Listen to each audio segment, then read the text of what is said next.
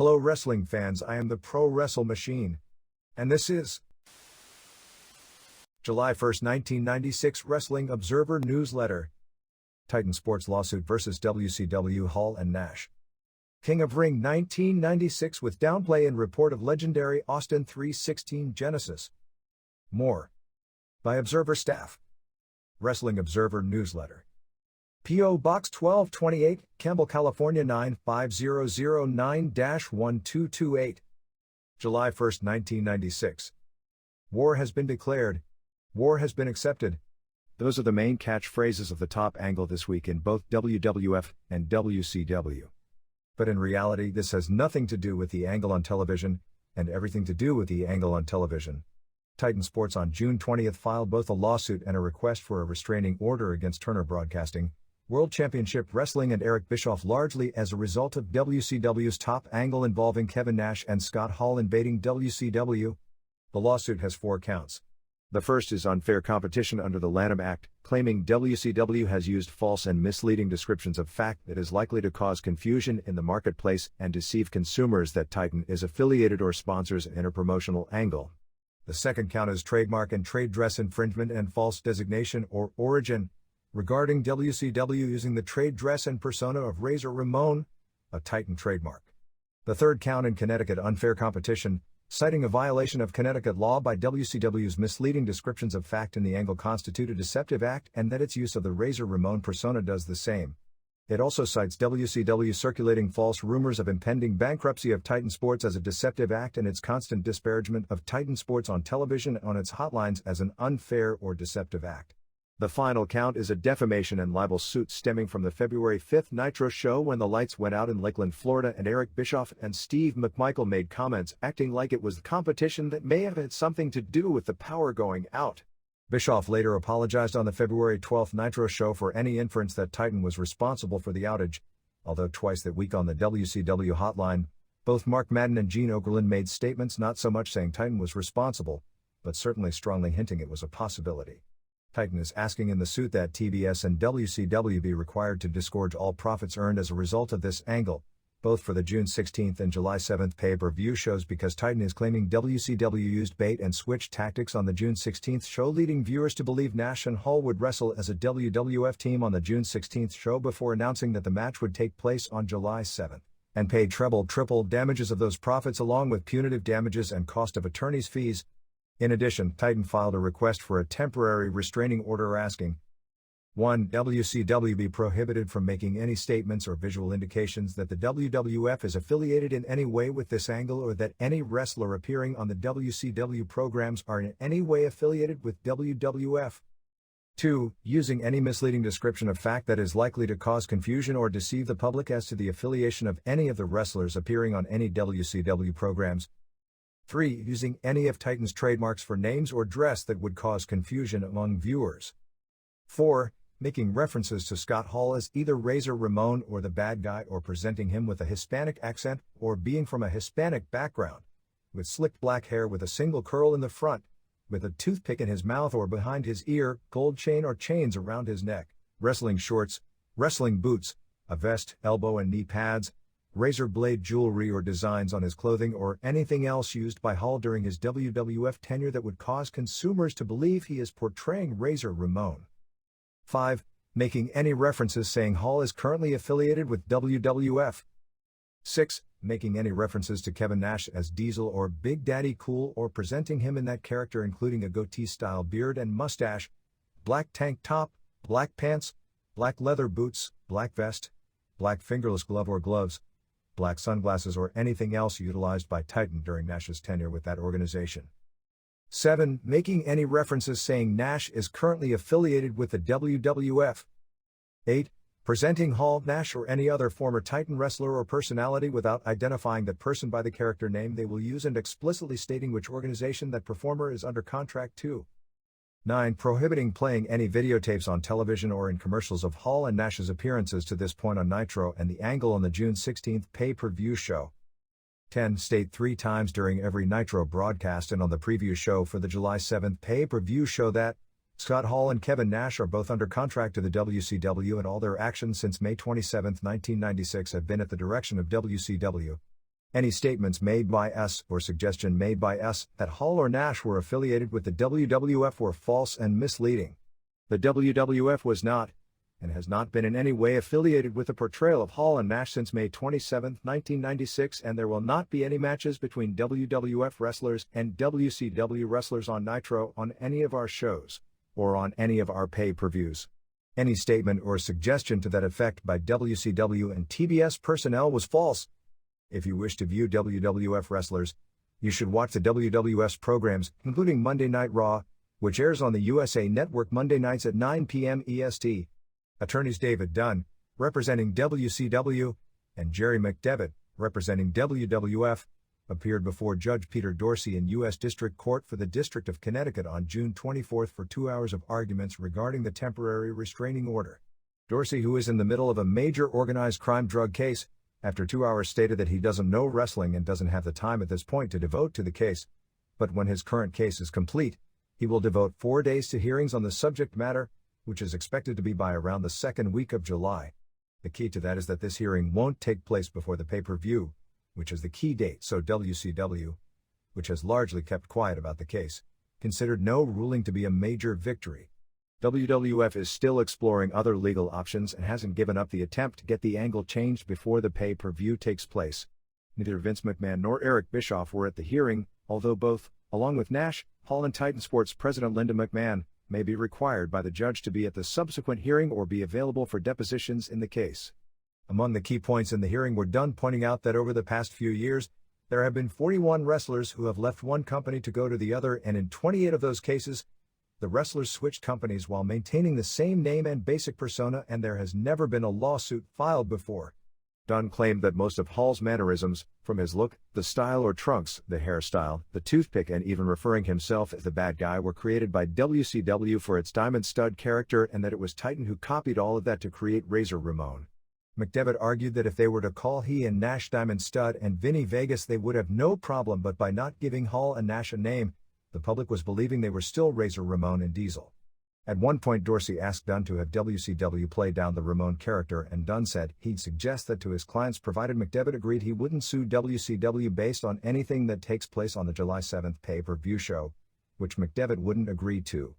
McDevitt claimed if he could get Bischoff under oath at the hearing, that he would only need to ask 10 questions to Bischoff to prove his case conclusively.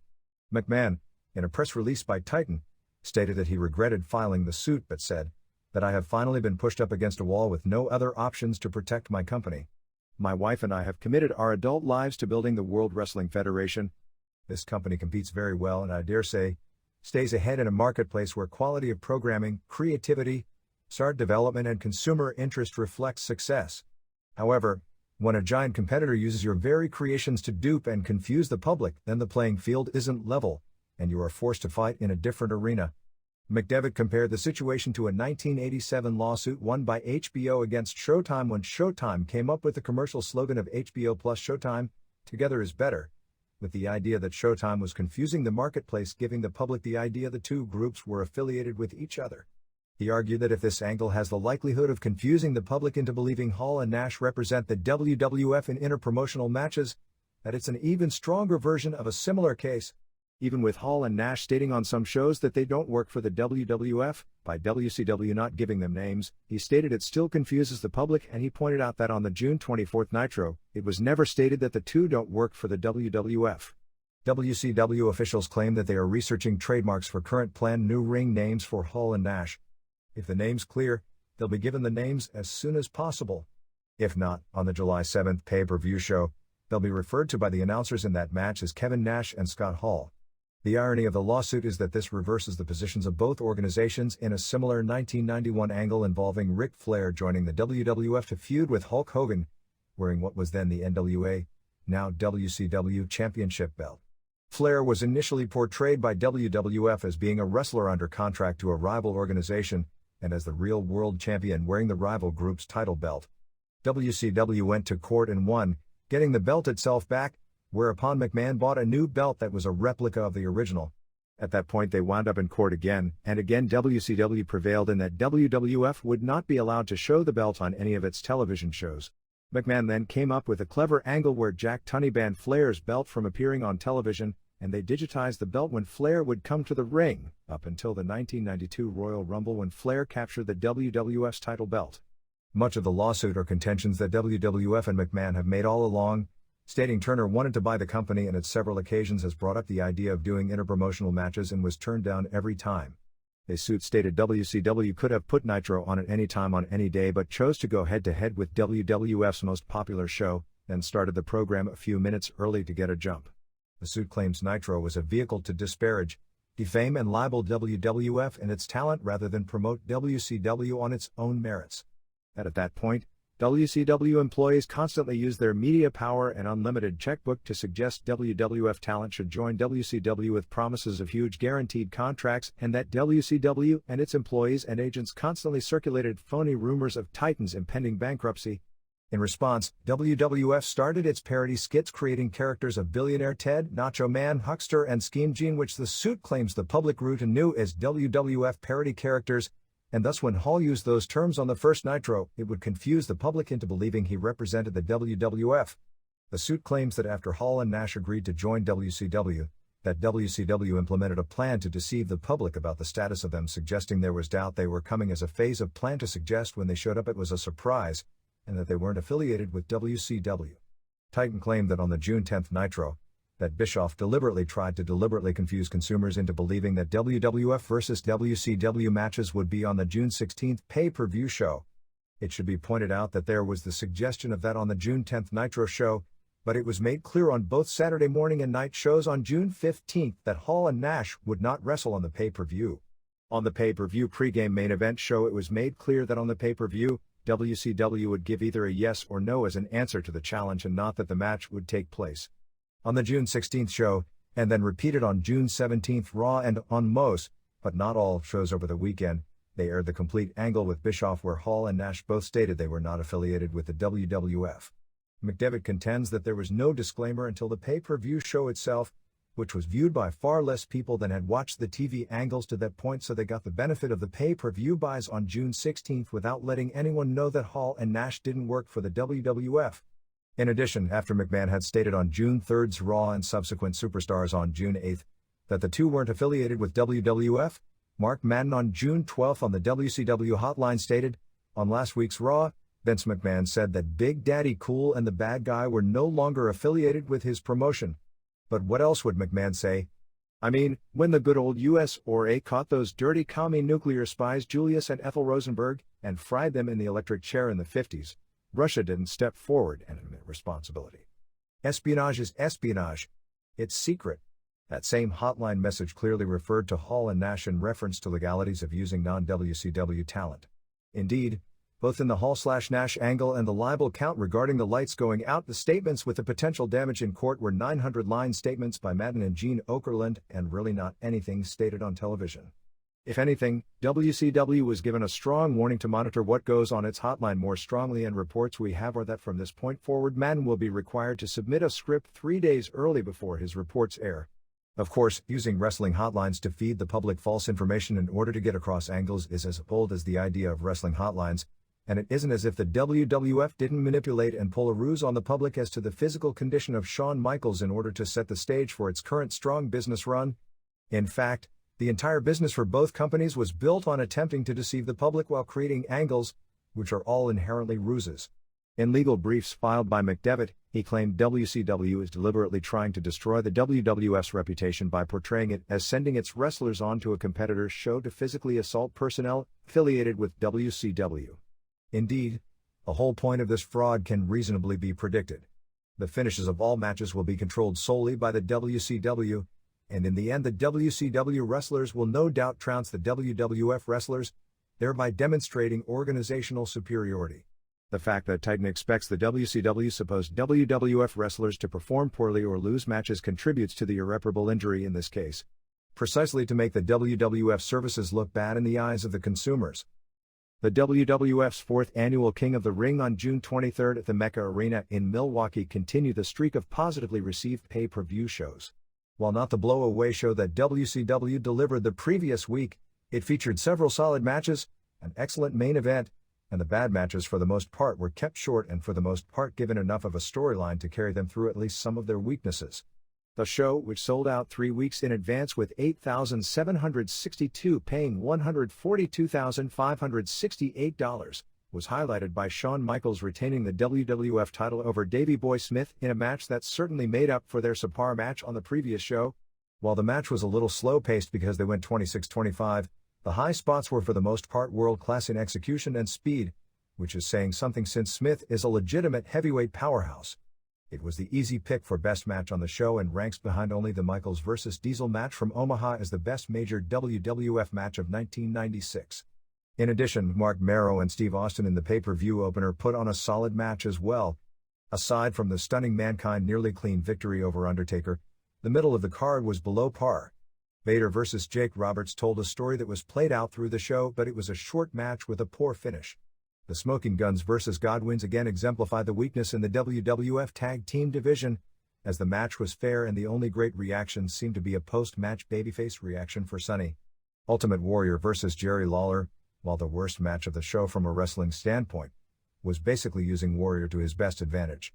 With his shoulder injury, he needed someone to work with to carry the match, and while Lawler's athletic days are behind him, there are few in the history of the business better at using their mouth to get heat and at knowing shortcuts to carry a match. The fact it was kept to less than 4 minutes made it an easy job for Lawler to at least make a poor match not stink up the joint. Ahmed Johnson's IC title win over Goldust was an average match. It was a strong performance by Goldust, but the match was clearly too long and dragged in the middle. They apparently wanted to give Johnson experience in longer matches since as IC champion they probably don't want him to do quickies on the road. In addition, with so many of the other matches having to be kept short due to the limitations of those involved, they had to pick up the time somewhere. Austin vs. Jake Roberts was all storyline and almost no wrestling. At this point, a bad main event would have probably made it a negative show, but Michaels and Smith delivered the match expected and maybe even a little extra. Vince McMahon, Jim Ross and Owen Hart handled the announcing. Ross started out a little too corny, but after the first hour was strong. Hart was a surprise. His delivery is anything but ready for a 3-hour show, but he was funnier than expected and did a better job in getting the main event over than Lawler would have. The place was loaded with negative WCW signs, although also notable were Disco Fever, Kill the Click and basically a commercial for a videotape distributor among others. The Body Donnas, Tom Pritchard and Chris Candido, defeated the Rockers, Alan Sarban and Marty Jannetty, in 8:06. The Body Donnas introduced new manager Cloudy, indie wrestler Jimmy Shoulders, who with the wig looked like one of the female steroid monster beasts. Jim Ross even joked that she looked like someone on the Russian women's Olympic team. Fans still think of Body Donnas as heels even though they turned, so they didn't know how to react to the match and there wasn't much heat. There were a lot of tremendous moves used back and forth, particularly involving Skip, but the two teams didn't work together well and the bout was a disappointment. Finish saw Leif Cassidy use the sidewalk slam on Skip, but Cloudy got in behind the ref's back and kissed Leif, who was stunned, and Skip schoolboyed him for the pin. I don't know what it says when you've got two transvestites and two finishes that stem from a man kissing another man. 1.5 stars. 1. Steve Austin Steve Williams pinned Mark Marrow in 1649 in the first King of the Ring semi-final. There was a big Sable chant early. Owen Hart then came up with a line that was so funny because it was clearly unplanned, where he said that Austin didn't bring a hose bag to the ring. Never thought I'd hear the term on a WWF broadcast. Austin dominated the body of the match, working on Marrow's back and side. They went to near falls and it turned into a very good opener. As Austin delivered a jawbreaker on Marrow, he must have bit his tongue or lip because he started bleeding from the mouth. It also may have come from a move Marrow threw. Marrow used a somersault plancha and followed it up with a tope, then got near falls with a dropkick off the top and a Frankensteiner off the top. Austin went for a powerbomb, but at the top, dropped backwards, dropping Marrow's throat on the top rope similar to a hot shot, but Marrow kicked out. Austin then got the pin using his Stone Cold Stunner, which is basically the same move as the Diamond Cutter or Ace Crusher. Great effort by both wrestlers. 3.75 stars. 2. Jake Roberts, Aurelian Smith Jr., beat Vader, Leon White, by a DQ in 3:34. Vader jumped Roberts early and just pounded on him. Roberts hit the DDT and on the way down, Vader grabbed the ref, who went down in a very unconvincing spot and called for the DQ. The finish was supposed to be more convincing, although it was a weak finish either way. After the match, Vader attacked Roberts and gave him a Vader bomb, with the storyline being that he damaged Roberts' ribs. 1/4 star. 3. Smoking Guns, Mike Plotchek and Monty Sopp, retained the WWF Tag Titles, beating the Godwins, Mark Canterbury and Dennis Knight, in 10-10. Basically no heat at all except for reactions to Sonny. Finish saw Bart hit Phineas with his cowboy boot to allow Billy to pin him. 1 1/4 stars. 4. Ultimate Warrior, Jim Hellwig, pinned Jerry Lawler in 350 after some pathetic clotheslines and a shoulder block. With Warrior's shoulder injury, they don't want to risk him doing the press slam right now. Lawler did a great comedy monologue insulting individual fans as he came to the ring. The jokes were all older than Lawler himself, and they're the same lines he's been delivering for 15 years. Did a great job of getting the crowd going. Lawler jumped Warrior during his pre-match routine and kept up on him until hitting a pile driver, which Warrior did the no-sell on and went right to the finish. Dud. 5. Mankind, Michael Foley, beat Undertaker, Mark Calloway in 1821 with the mandible claw. Vince McMahon mentioned that Dr. Sam Shepard introduced that move into pro wrestling, but didn't mention who Shepard was. He was the real-life person that the TV show and movie The Fugitive was based on, and virtually nobody knows that guy ended up in pro wrestling. Undertaker was more aggressive than usual since he was doing the job. A wild, stiff match with the only negative being that it went too long. Mankind used the elbow off the apron and got a chair, but when he went to use it, Undertaker kicked the chair into Mankind's face. Mankind took a backdrop on the floor onto the chair. He took a hard chair to the back. Mankind got out of the tombstone and hit a neckbreaker, then went for the claw, but it was blocked. Mankind got a lengthy nerve hold. Later Mankind tried the elbow off the apron again, but this time Undertaker hit him with a chair on the way down, then gave him a hard chair shot to the head. Mankind came back with a piledriver for a near fall. Mankind threw a fit not getting the pin, including pulling some of his hair out. Mankind got the urn, but Paul Bearer got it back. Finally Bearer went to hit Mankind with the urn, but he moved and it hit Undertaker. Mankind then used the claw and got the submission win. Fans were basically shocked by the finish. It's gutsy to have a babyface icon lose in such a convincing fashion, especially a strong gimmick guy, but when they did it at WrestleMania 10 with Bret and Owen, it led to some rematches that drew the biggest houses in a long time. 3 1/4 stars. 6.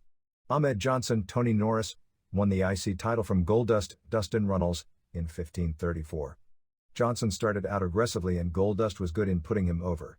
He even did a running dive over the top rope and came up short and nearly landed on his head.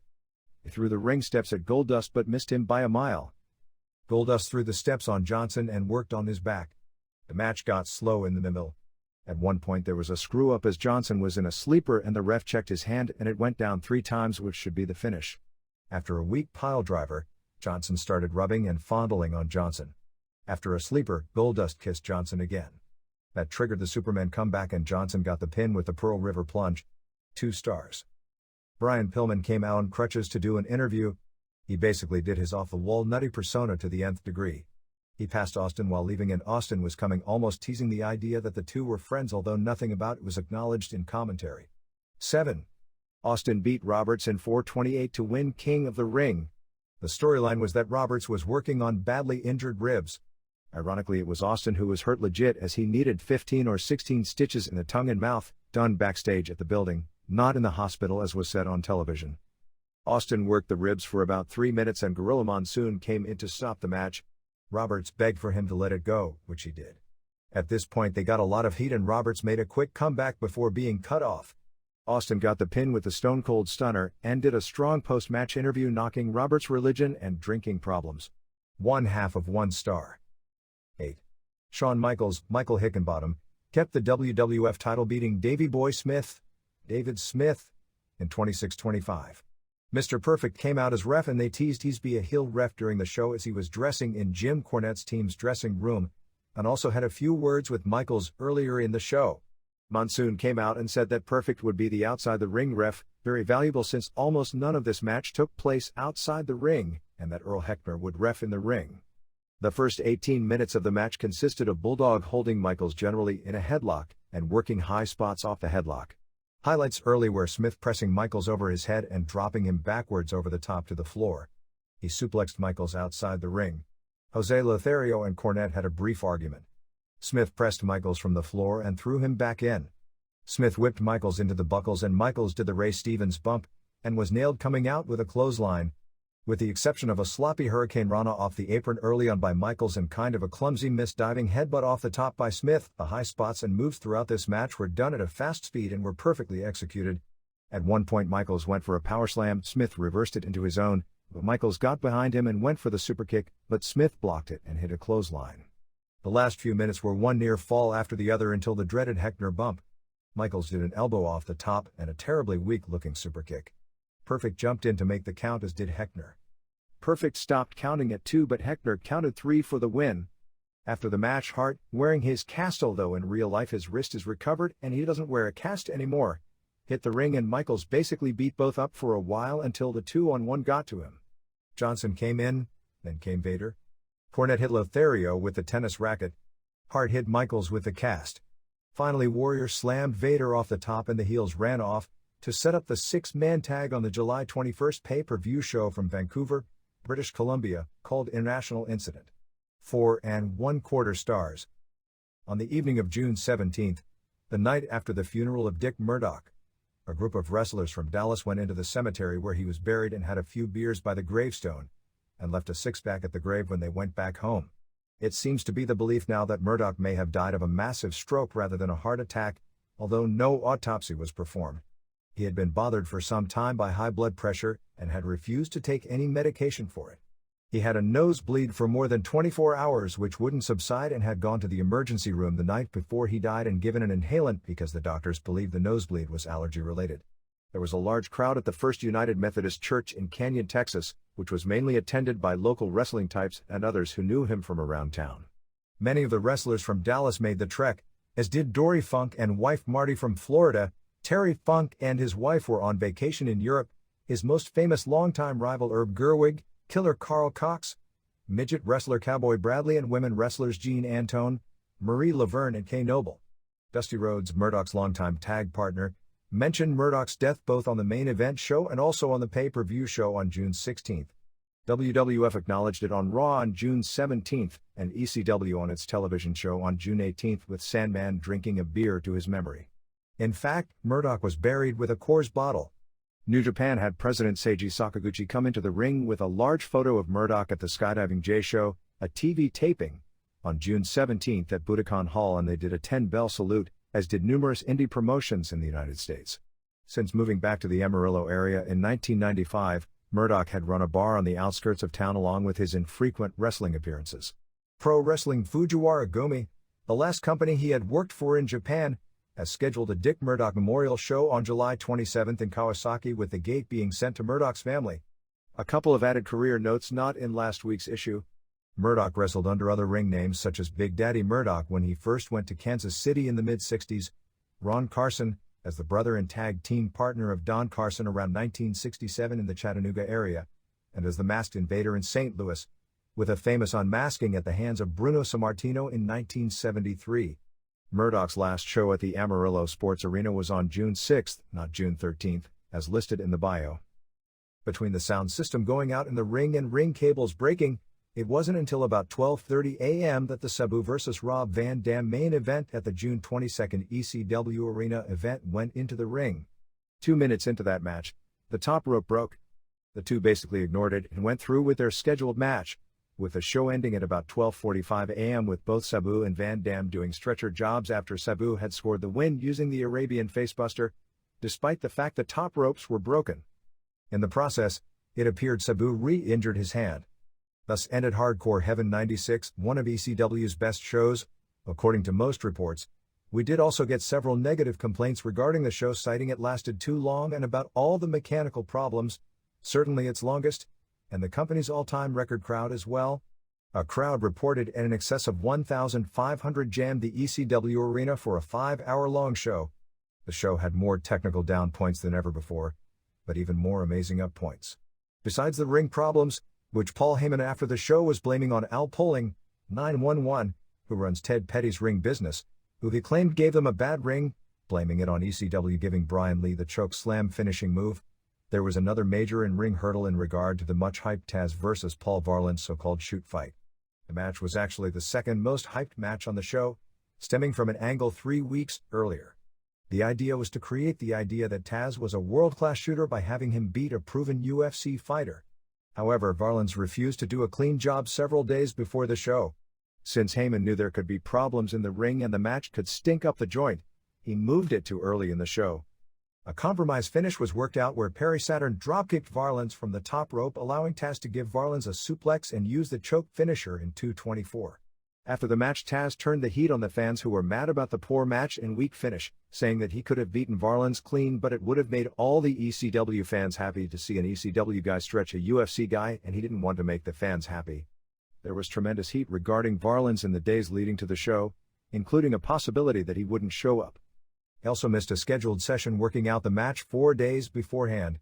The tension got so serious that Heyman was saying that in a true shoot, Taz, who has wrestling and judo background, would destroy Varlins easily, because the whole idea of this match was designed to get people to believe Taz was real, like a true shoot has anything to do with any of this.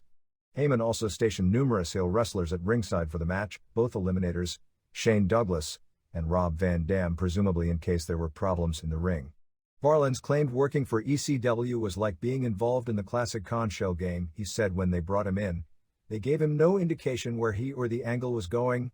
Since he was naive to the workings of pro wrestling, he didn't recognize it initially. He credited several of the ECW wrestlers with smartening him up, telling him where it was going, warning him beforehand, and telling him he shouldn't do a clean job. Heyman claimed Varlins knew where they were going from the beginning and claimed to have signed Varlins to a contract with it specifying a choke finish and tap out.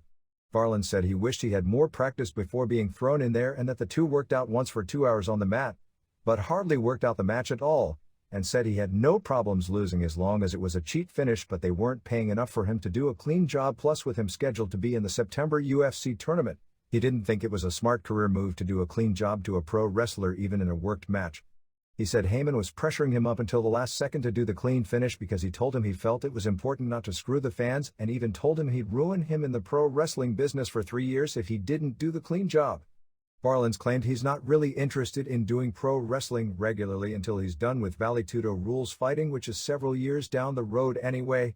Varlins brought up another idea for the finish, which he said Heyman first came up with and he agreed to, which would have been for the Eliminators to hit their total elimination on him before Taz put him out. Varlins said Heyman nixed that idea, claiming to him that he was splitting up the Eliminators, while Heyman said it was Varlins who came up with the idea and he wouldn't agree to it. Varlins said Taz was a great guy and that Taz even told him what they were doing to him was wrong, but laughed at the idea of guy who comes up to my waist being able to beat him or be in the league with the top guys he's faced in UFC if it was a shoot. I'm not big on going back, said Varlins, who has dabbled with the idea of pro wrestling in Dallas, even though he said he had a good time doing it. I just wanted to get it out of the way. It wasn't worth it. I don't like being treated like an idiot. If I'd have known what it was all about, I'd have never done it. Varlins also said Heyman promised him none of the footage of the match would ever air on television, and it would be saved exclusively for home video. In between came an appearance by Terry Gordy, losing to Raven in an unannounced ECW title match, and a TV title change where Chris Jericho won the title from Pitbull No. 2 in what was reported as an outstanding match. Among the other highlights was an angle where Stevie Richards presented Raven with a new valet, Sandman's real-life wife Peaches, and storyline she's his estranged wife. Sandman didn't care, saying he used to pass her around the dressing room anyway and all he cared about was when Raven was done with her. He wanted Raven to pay his bill at the end. However, Sandman's 9-year-old son Tyler came out, dressed like Raven, and Raven put Tyler in front of him and dared Sandman to cane his son. This angle was even more difficult than it sounds because the mic broke right in the middle and they had to basically stop the angle but keep things entertaining enough for a long time before continuing on with the planned angle. The angle apparently is that Sandman's son has disowned him and now worships Raven. Tommy Dreamer, after winning a weapons match from Brian Lee, took one of the most dangerous bumps of the year, being choke-slammed off a balcony near the entrance of the building through 3 tables that were piled on top of each other on the floor. Dreamer took the bump and, aside from a few splinters and being a little shaken up, wasn't seriously injured. When the ring broke and they had a lengthy delay after midnight, Kimono Wanaleo was sent out and did a striptease routine, complete with taking off her top, to keep the crowd from getting restless before the main event. Earlier in the show, Blue Meanie came out as Blue Dust, doing a Goldust gimmick, and wound up being DDT'd by Beulah McGillicuddy. Stevie Richards and Meanie, who are such an incredible act, I'm shocked nobody has gone after them harder. Al Snow's Leif Cassidy is such a pale imitation, this time also came out as Baron Von Stevie, with Richards with a head cap making him look bald and squeezing his hand doing a claw imitation and Goose stepping around the ring and threatening Joey Styles with the claw, and Meanie as Blue Dust with the Meanie Babe as Marlena. Blood is being used again in a big way after a temporary moratorium. There had been blood on most shows of late, which the claim was originally that it was all hard way except it was happening on every house show, often more than once, the past few weeks. Even before the show started, ring announcer Joel Gertner started telling bad jokes and Sandman ran out and caned him to a huge pop, allowing Bob Ortiz to take over. Oh, and Shane Douglas exposed himself as well. Complete results saw Douglas beat Mikey Whipwreck, who is staying with ECW with a belly-to-belly at 11:33, JT Smith and Little Guido with Sal Balomo in their corner beat Bubba Ray Dudley and Big Dick Dudley via DQ when Devon interfered in a match that went on too long. Taz over Varlands. Raven pinned Gordy with a DDT on a chair after lots of outside interference in a match where Gordy got a huge crowd pop. Raven juiced like crazy for Gordy. Richards brought in barbed wire but Gordy used it to juice Raven even more. The Eliminators Gangstas tag title match wound up with both the Bruise Brothers and Samoan Gangsta Party interfering at the very beginning. Axel Rotten and Hack Myers went to a no decision with Samoan Gangsta Party amidst lots of run-ins. Jericho pinned Pitbull No. 2 to capture the TV title.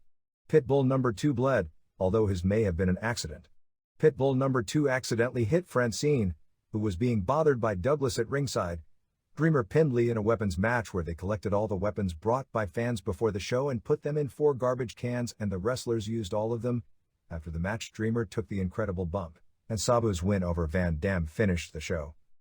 The latest on the political football regarding the live venue of UFC, this time the July 12th show in Providence, is that Rhode Island Superior Court Judge Richard Israel ruled that UFC needs to be licensed under the Department of Business regulations under the guidelines set forth for pro wrestling events.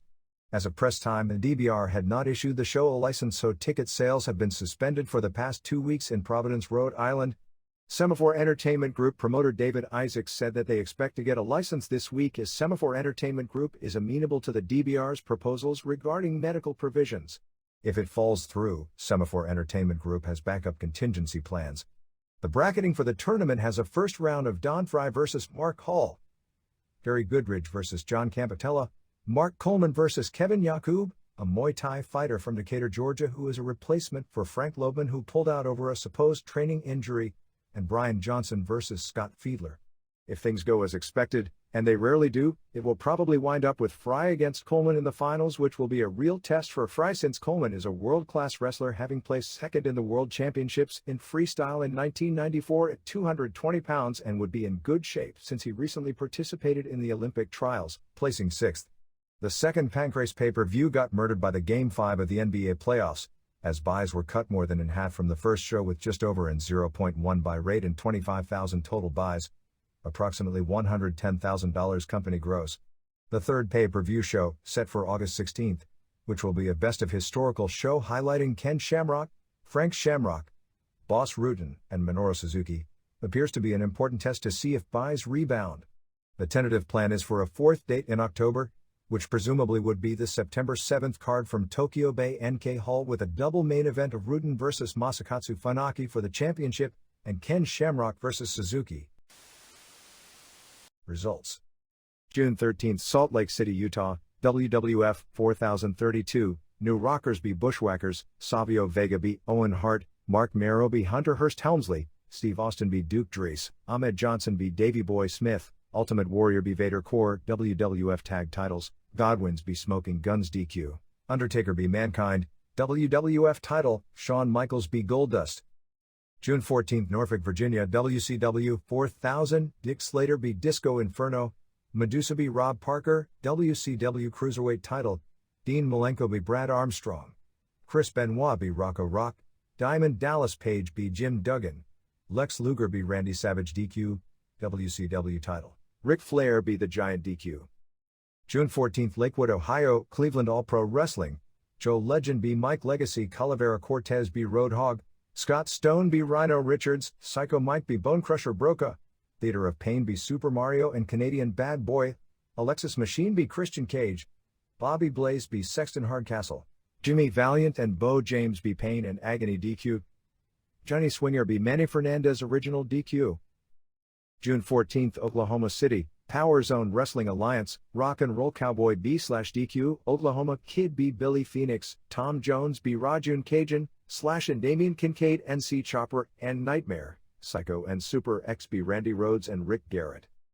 June 15th Orisaba, Veracruz AAA Triple Mania 4B, 7000, Luxor and Venom and Frisbee and Boomerang and Thunderbird B Ravana and Black Cat 2 and Duende and Espectro and Picudo, Latin Lover and Sergio Romo Jr. and Antifas B Jerry Estrada and Sanguinario and Arandu, Rey Mysterio Jr. and Oro Jr. and Winners and Super Colobi Perro Silva and Halloween and Kraken and El Mosco, Mascara Sagrada Jr. and Tinieblas Jr. and Blue Demon Jr. and Alcon Dorado Jr. B Los Payasos and Caras La Momia DQ, Pierroth Jr. wins Champion of Champions elimination match over Pantera, Pimpinela Escarlata, Juventud Guerrera Villano 3, Pero Arguello Psicosis, and Conan, Lumberjack Strap Match, Octagon and Mascara Sagrada and La Parca B Killer and Cien Caras and Heavy Metal. June 15th Phoenix, Arizona WWF, 7028, Justin Bradshaw B Barry Horowitz, New Rockers B Bushwhackers, Steve Austin B Duke Dries, WWF Tag Titles, Smoking Guns B Godwins, Savio Vega B Owen Hart, Mark Marrow B Hunterhurst Helmsley, Ahmed Johnson B Davey Boy Smith DQ, Undertaker B Mankind, Ultimate Warrior B Vader Core, WWF title, Shawn Michaels B Goldust. June 15th Cleveland All Pro Wrestling, Johnny Swinger B Bo James, Alexis Machine B Rhino Richards, Bobby Blaze B Christian Cage, Sexton Hardcastle B Jimmy Valiant DQ, Psycho Mike B Jason Fabio, Scott Stone and Bonecrusher Broca and Super Mario B Canadian Bad Boy and Theater of Pain, Pain and Agony B Calavera Cortez and Mike Legacy Manny Fernandez B Joe Legend. June 15th Winter Haven, Florida, Florida Wrestling Federation, Nasty Nina B Mr. Albino, Ned Brady B Ron Thompson, Lightning Kid B Slick Willie, Dennis Allen and Chris Nelson B Cliff and Billy Anderson, Barry LaFan B Al Hardemon, Brady 1 Rumble. June 16th St. Louis, Missouri, WWF, 8047 New Rockers B Bushwhackers 1 star, Justin Bradshaw B Barry Horowitz 1/2 of 1 star, Savio Vega B Owen Hart 1 1/2 star, Mark Marrow B Hunterhurst Helmsley 2 stars, Steve Austin B Duke Dries 3/4 of a star, Ultimate Warrior B Vader Core 2 1/4 stars, WWF Tag Titles, Smoking Guns B Godwins 1/2 of 1 star, Ahmed Johnson B Davey Boy Smith DQ 2.5 stars, Undertaker B Mankind 3 stars, WWF title, Shawn Michaels B Goldust 3 1/2 stars. June 16th Cleveland All Pro Wrestling, Bobby Blaze B Sexton Hardcastle, Johnny Swinger B Alexis Machine, Rhino Richards B Scott Stone, Jason Fabio B G Mo Psycho Mike Brett Powers, Joe Legend DDQ Christian Cage, Super Mario B Canadian Bad Boy, Bo James and Manny Fernandez B Calavera Cortez and Mike Legacy, JT Lightning B Jimmy Valiant, Swinger B Bobby Blaze DQ to win Capo title. June 17th Memphis, USWA, 1000 Miss Texas B Farron Square, USWA Tag Title Tourney, Flix Cabana and Bart Sawyer B Tony Falk and Punisher Doug Gilbert and Tommy Rich B Men on Mission, Brickhouse Brown and Reggie B Fine B Moondogs DQ, Brown and Fine B Gilbert and Rich DQ, Cabana and Sawyer B Brown and Fine to win tournament, unified title, Jeff Jarrett DDQ Brian Christopher, Jerry Lawler B Cyberpunk Fire. June 17th Suwa All Japan Women, Yoshiko Tamura B Yumi Fukawa, Mariko Yoshida B Genki Misae, Tashio Yamada B Saya Endo, Manami Toyota and Kaoru Ito B Takako Inoue and Kumiko Maikawa, Yumiko Hata and Etsuko Mita and Kyoko Inoue B Asia Kong and Mima Shimoda and Tomoko Watanabe. June 17th Takasaki FMW, Nanjo Hayato B Toryu, Horace Boulder and Hisakatsu Oya B Gasaku Goshigawara and Katsutoshi Niyama, Wing Kanemura and Hideki Hasaka B Riki Fuji and the Gladiator, Bad Nurse Nakamura and Crusher Maidamari and Shark Tsuchiya B Aki Kanbayashi and Kaori Nakayama and Megumi Kudo, Super Leather B Hido, Masato Tanaka and Tetsuhiro Kuroda and Mr. Pogo B Headhunters and Freddy Krueger. June 17th Largo, Florida, Florida Wrestling Association, Pat Powers B TJ Towers, Dave Manson B Heavy Metal, Mr. Electricity B Surgeon General, Haystacks Calhoun Jr. B Chris Nelson, Butch Long and Bill Payne B Wild Child and Stormy Weathers. June 18th Louisville, Kentucky, USWA, Ashley Hudson B Bart Sawyer, Flex Cabana B Tony Falk, Doug Gilbert B Sermo, Cyberpunk Fire B Punisher, Miss Texas B Farron Square Core Unified Title Brian Christopher B Jeff Jarrett DQ Gilbert 1 Concession Stand Battle Royal.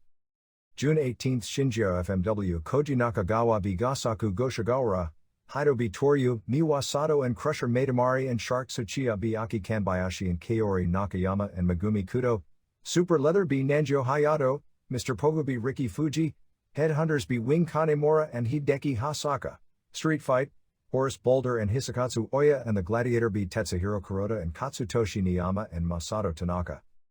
June 18, Tomako Mai Tokyo Pro Wrestling, Filainito B Orito, Masanobu Kurisu B Kageboshi, Kishin Kawabata B Daiko Kubo Benkei DQ, Shocker and Gecko B Akihiko Masuda and Astro Jr. Uezama, To Cold Scorpio B Billy Black, Great Kabuki and Abdullah the Butcher B Shigeo Okamura and Takashi Ishikawa. June 18, Obanazawa Michinoku Pro 288, Shoichi Funaki B Saito Billy Blaze NC Wellington Wilkins Jr., Taka Michinoku B Masato Yakashiji, Tiger Mask and Mascara Magica B Grand Naniwa and Super Delphin, Dick Togo and Men's Teo and Shiryu B Naohiro Hoshikawa and Gran Hamada and Great Sasuke. June 18, Greenville, South Carolina, Southern Championship Wrestling, 347, Lady Killer, Stacey Allen, B Frank Parker, Freedom Fighter B Russian Assassin, Kevin Kirby B Butcher Blackwell DQ, Nightmare NC JJ Justice, Cruiser Lewis and SWAT, Steve Carton, Kerr House of Pain, Jimmy Valiant B Purple Haze, Johnny Dollar June 19, Gainesville, Georgia WCW Saturday Night Tapings, 1,800 with 900 paid, Kevin Sullivan Pat Tanaka, U.S. title, Conan B VK Wall Street, Harlem Heat B Scott Norton and Ice Train, Medusa B Debbie Combs, Rock and Roll Express B Arnold Anderson and Chris Benoit DQ, Rey Mysterio Jr. B Billy Kidman, Jim Duggan B Gambler, John Tena B Bobby Eaton, Disco Inferno B Johnny Fever, Sting and Lex Luger and Randy Savage B Meng and Barbarian and Max, Rock and Roll Express NC American Males, Benoit B Cobra, Diamond Dallas Page B Eddie Jackie, Sting and Luger and Savage B Dick Slater and Mike Enos and Wall Street.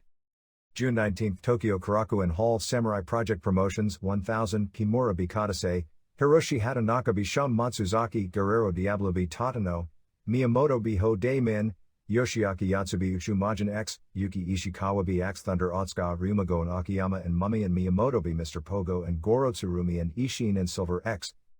June 19, Tajima, Michinoku Pro, 267, Men's Teo B Saito, Wellington Wilkins Jr. B Billy Blaze, Mascara Magica B Masato Yakashiji, Naohiro Hoshikawa and Super Delphin B Shiryu and Dick Togo, Tiger Mask and Grand Hamada and Great Sasuke B Grand Naniwa and Shoichi Funaki and Taka Michinoku.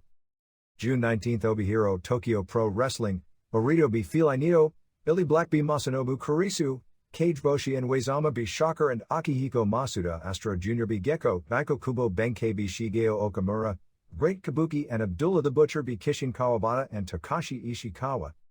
June 20th, Omigari, FMW, Katsutoshi Niyama B Okamoto, Hisakatsu Oya B Gasaku Goshigawara, Shark Tsuchiya and Crusher Matamari and Bad Nurse Nakamura B Megumi Kudo and Kaori Nakayama and Aki Kanbayashi, Leatherface B Riki Fuji, The Gladiator and Horace Boulder B Toryu and Mr. Pogo, Wing Kanemura and Haido and Hideki Hasaka B Headhunters and Freddy Krueger, Bob Baragale June 20th, Hiraga, Michinoku Pro, Men's Teo B Saito, Billy Blaze NC Wellington Wilkins Jr., Tiger Mask B Masato Yakashiji, Dick Togo and Shiryu B Naohiro Hoshikawa and Super Delphin, Mascara Magica and Gran Hamada and Great Sasuke B Grand Naniwa and Shoichi Funaki and Taka Michinoku.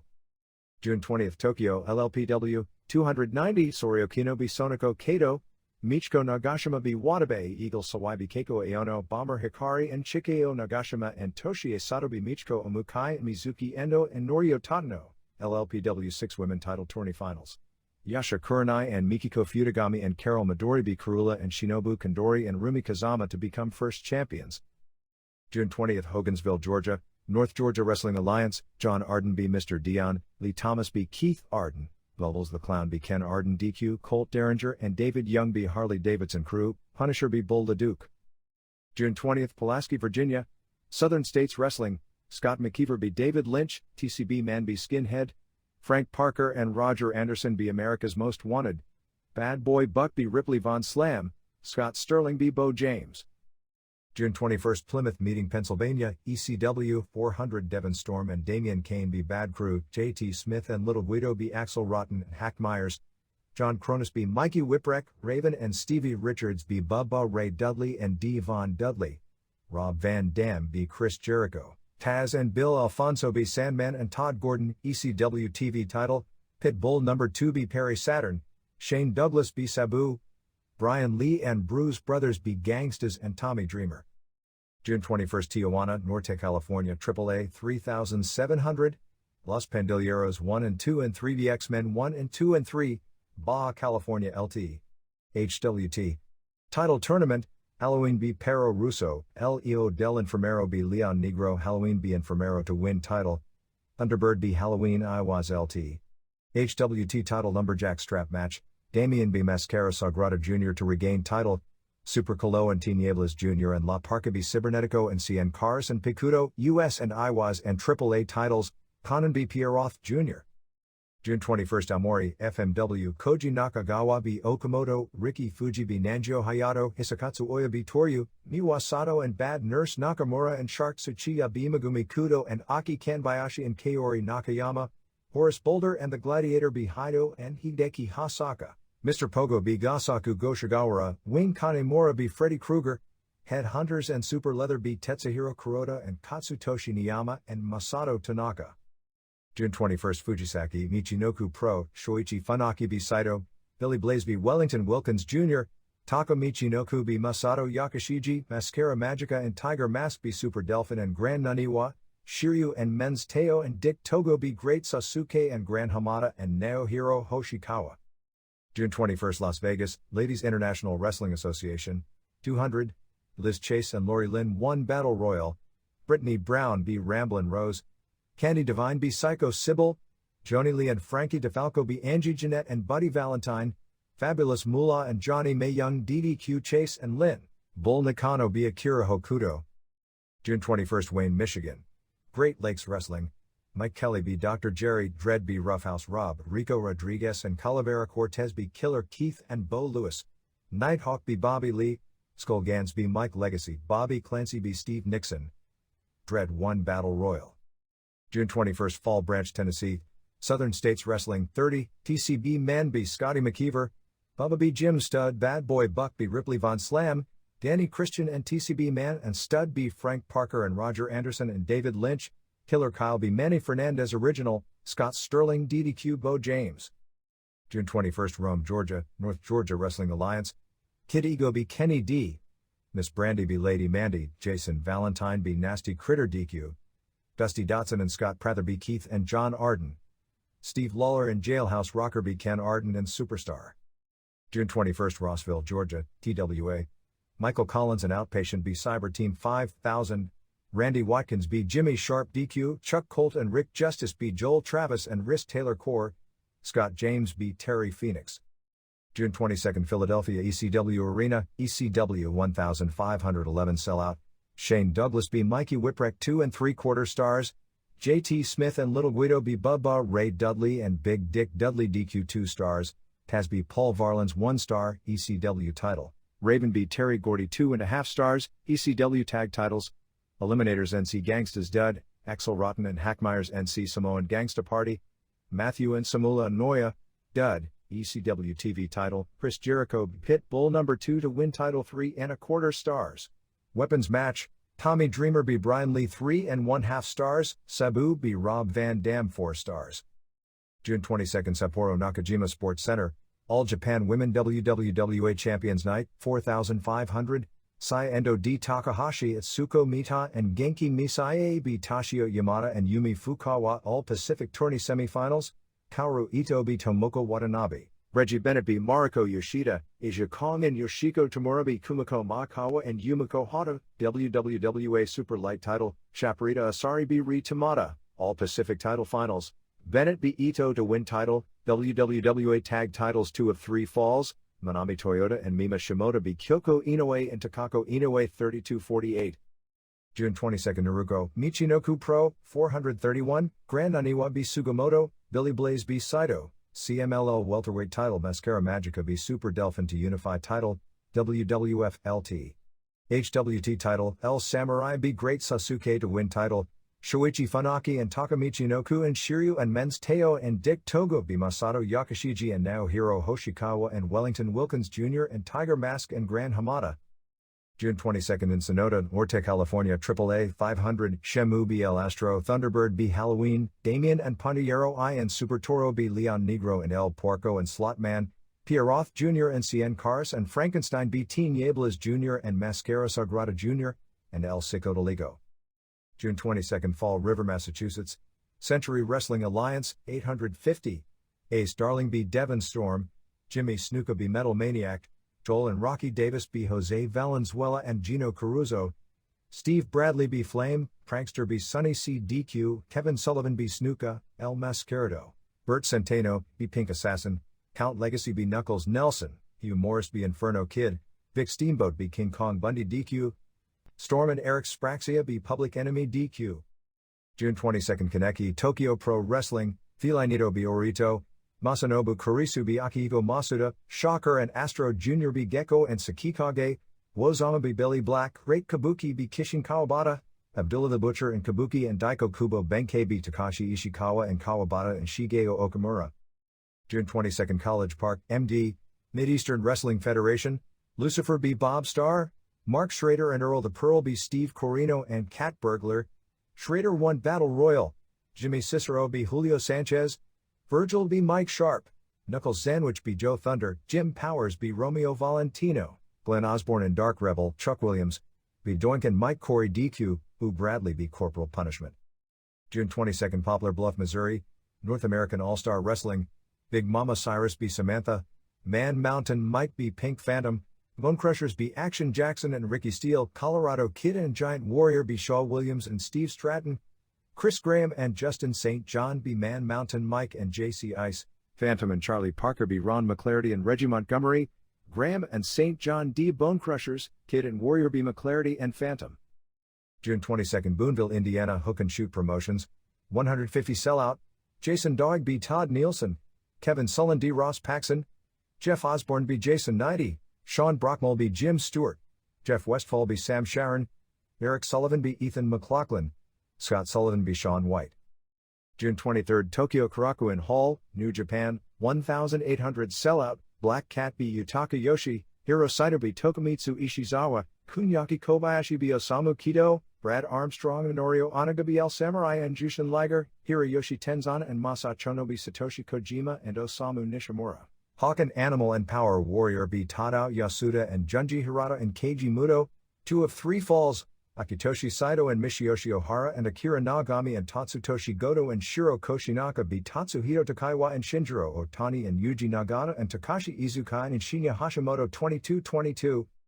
June 23rd, Chitose All Japan Women, Yumi Fukawa D. Yoshiko Tamura, Reggie Bennett B. Saya Endo, Asia Kong and Yumiko Hara B. Kyoko Inoue and Tomoko Watanabe, Takako Inoue B. Kumiko Maikawa, Tashio Yamada and Atsuko Mita and Mima Shimoda B. Manami Toyota and Mariko Yoshida and Kaoru Ito. June 23rd, Hara, FMW, Tetsuhiro Kuroda B. Okamoto, Haido B. Toryu, Shark Tsuchiya and Crusher Maidamari and Miwa Sato B. Aki Kanbayashi and Kaori Nakayama and Megumi Kudo, Isakatsu Oya B. Freddy Krueger, Katsutoshi Niyama and Masato Tanaka B. Nanjio Hayato and Koji Nakagawa, Hideki Hasaka and Wing Kanemura be Mr. Pogo and Gasaku Goshigawara, Super Leather and Headhunters be The Gladiator and Horace Boulder and Ricky Fuji. June 23rd, Fukushima, Michinoku Pro, 712, Saito D. Sugimoto, Mascara Magica be Masato Yakashiji, Wellington Wilkins Jr. be Billy Blaze, Grand Hamada and Tiger Mask and Naohiro Hoshikawa be Grand Naniwa and Shoichi Funaki and Takamichi Noku 2-on-3 handicap match. Shiryu and Men's Teo and Dick Togo be Great Sasuke and Super Delphin. June 23rd, Shizuoka, Yoshimoto Pro, 620, Pasugi be Yano, Neftali be Princessa Blanca, Koyama and Jaguar Yokota be Linus Asuka and Abe, Kuga and Esther Moreno be Chikako Shiratori and Bison Kimura. June 24th, Green Bay, Wisconsin, WWF Monday Night Raw tapings, 4,660 Sellout, Barry Horowitz be Don Callis, Mankind be Duke Dries, Shawn Michaels be Marty Jannetty, Ahmed Johnson be Hunter Hearst Helmsley, Bodidonas be Brooklyn Brawler and Jerry Fox, Davey Boy Smith and Vader and Owen Hart be Aldo Montoya and Savio Vega and Horowitz, Undertaker be Steve Austin DQ, Vega be Justin Bradshaw, Goldust be Mark Marrow, Ultimate Warrior be Owen Hart DQ, Johnson be Bart Gunn, Marrow be JL Hopper, Dirty White Boy, Michaels b. Billy Gunn.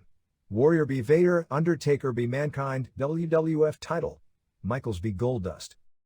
June 24, Charlotte, North Carolina, WCW Monday Nitro tapings, 4,238 paid, Public Enemy b. Steve Regal and David Taylor, Kip Abbey b. Kevin Sullivan DQ, Dean Malenko b. Bobby Walker, Eddie Guerrero b. Barbarian, Arnold Anderson and Chris Benoit b. Rock and Roll Express, Diamond Dallas Page b. Alex Wright, Randy Savage b. VK Wall Street, Triangle match for WCW tag titles, Harlem Heat over Sting and Lex Luger and Steiners to win titles, Ric Flair b. Savage.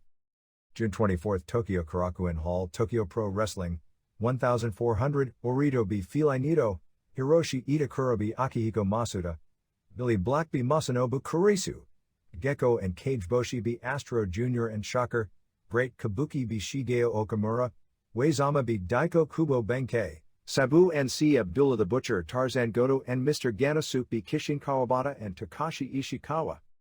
Special thanks to Chris McCormick, James Haas, Dominic Valenti, Michelle Lunn, Etta Hearns, Scott Hudson, Steve Prozik, Paul Terry, Greg John, Corey Van Cook, Jack Thompson, Marcus Watkins, Danny Deese, Peggy Watkins, Chris Saviza, Ron Rivera, Faye Ferguson, Tim Whitehead, Rich Palladino, Mark Taylor, Joshua Christie, Norm Connors, Jeff Osborne, Matt Creamer, John Muse, Dan Moreland, Steve Dr. Luke. Japanese television rundown. June 3, New Japan. 1. Satoshi Kojima beat Osamu Nishimura as part of the IWGP Contenders Tournament. It was hard-hitting, but the two didn't work well together and both looked kind of green. Some stuff was good and some looked bad. Kojima won with a variation of a Fujiwara armbar in 9:56. 1.5 star. 2.